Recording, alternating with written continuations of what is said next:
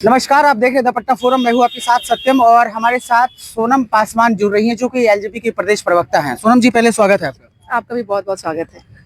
सोनम जी, BJP के मंत्री रही रेखा आर्या और उनके पति का जो बयान आया, इसमें बहुत सारा वाद विवाद हो रहा है, लेकिन एक चीज आप बताइए कि जिस तरह के बयानबाजी हो रही है और इस पे जिस तरह के लोगों का आरोप लग रहा है, इस आरोप को आप कैसे देखती हैं? देखिए, सबसे पहले तो इस तरह की चीजें होनी नहीं चाहिए।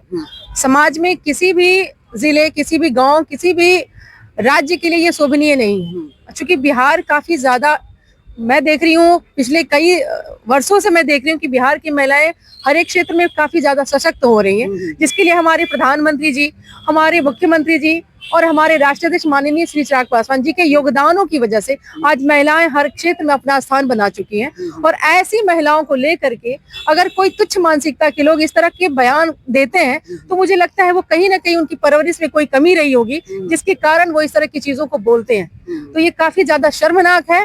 उस पति की पत्नी के लिए भी बहुत ज्यादा शर्मनाक है कि इन सब चीजों को वो चुपचाप अपनी आंखों से देख रही हैं। और मुझे लगता है कि अगर इस तरह की चीजें हो रही है तो उनको सबसे पहले आवाज उठानी चाहिए थी, जो कि अभी तक वो मौन है। अच्छा, ये देखने में आया कि पुरुष मानसिकता इसके पीछे है, या आपको लगता है कि बिहार में वाकई में जो लड़कियां मिसिंग होती है, गायब होती है, उस पर कोई उस तरह का ठोस कदम बिहार सरकार नहीं ले पाती है? क्योंकि पहले भी बहुत सारी बिहार से मिसिंग लड़कियां हैं जिनको आज तक पता नहीं कर पाया सरकार या पुलिस, मतलब विफल रही है।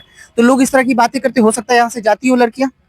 कुछ महिला संगठन भी ऐसा कह रही थी कि यहाँ से लड़कियां सप्लाई होती है। देखिए, ये तो नया चीज मुझे सुनने को मिल रहा है। बिहार में हर एक गांव में मैं देख रही हूँ कि बच्चियों को काफी ज्यादा पढ़ाई लिखाई में हमारे जो हमारे मुख्यमंत्री हैं, पोशाक योजना, साइकिल योजना, बहुत सारी ऐसी योजनाओं को दे करके निःशुल्क शिक्षित कराने की जो प्रयास की जा रही है। तो मुझे नहीं लगता कि बिहार से इस तरह से महिलाओं को बाहर भेजा जाता होगा। तो किस चीज की कमी है कि बिहार से महिलाओं को बाहर भेजा जाएगा? मुझे इसमें कोई भी सत्यता नजर नहीं आ रही है।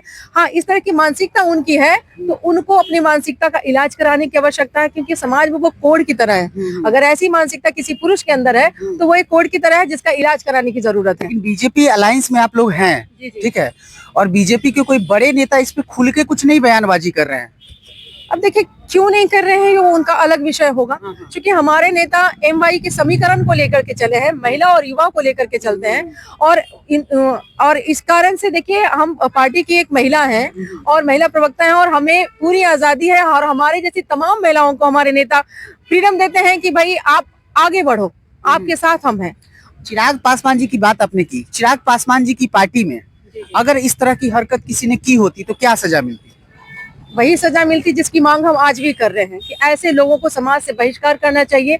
और देखिए, अगर ऐसी चीजें की जा रही है तो उनकी पत्नी को भी मैं चाहूंगी कि मंत्री पद से उनको निष्कासित किया जाए, क्योंकि वो अभी तक चुप है, खामोश है। और एक महिला होने के नाते मैं तो कभी भी इन सब चीजों को सहमति नहीं दूंगी, क्योंकि ये अगर किसी एक पुरुष ने ऐसा किया, कल को 10 पुरुष ऐसे खड़े हो जाएंगे तो समाज में जिस तरह से एक तरफ हमारे नेता, हमारे प्रधानमंत्री महिलाओं को आगे बढ़ाने की बात कर रहे हैं, तो ऐसे में हम लोग कहाँ विकसित हो पाएंगे। इसलिए ऐसे लोगों को बिल्कुल समाज से बहिष्कार कराने की जरूरत है।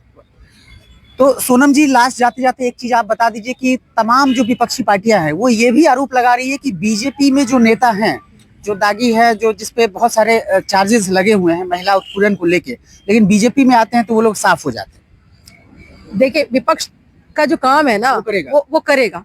अगर इस तरह की चीजें होती तो हमारे प्रधानमंत्री और हमारे एनडीए में कभी भी किसी को बख्शा नहीं जा रहा है। लेकिन हरकतें रुक तो नहीं रही है। हरकतें अगर हुई है तो उन पे कार्रवाई भी की जा रही है। आप उसको गौर से अगर देखिएगा, उनके अंदर जरा झांक कर देखिए तो उसमें भी कानूनी कार्रवाई की जा रही है।